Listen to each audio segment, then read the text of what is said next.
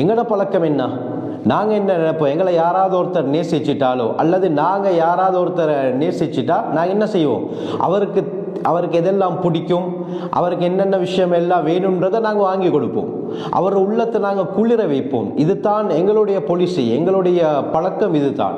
ஆனால் அல்லாஹுடைய சுன்னா வழிமுறை என்ன தெரியுமா? அல்லாஹ் யாராவது ஒரு கூட்டத்தார ஒரு மனிதன் அல்லாஹ் நேசிச்சிட்டா இபுத்தலாகும். நபி அவங்க சொன்னாங்க, அல்லாஹ் சோதிப்பான், பல சோதனைகளை ஏற்படுத்துவான்.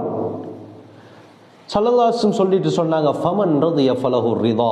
இந்த சோதனை வரும் பொழுது அந்த சோதனைகளை யார் பொருந்திக் கொள்கிறாரோ, பொறுமையாக இருக்கிறாரோ, அல்லாஹ்வின் புறத்திலிருந்து எனக்கு வந்த சோதனை என்று உணர்ந்து பொறுமையாக இருக்கிறாரோ, ஃபலஹு ரிதா, அவருக்கு அல்லாஹுடைய பொருத்தம் கிடைத்து விடும் என்று ஸல்லல்லாஹு அலைஹி வஸல்லம் சொன்னாங்க. அல்லாஹுடைய பொருத்தம் கிடைத்து விட்டால் உலகத்திலே நாம் நினைத்ததை சாதிக்கலாம்.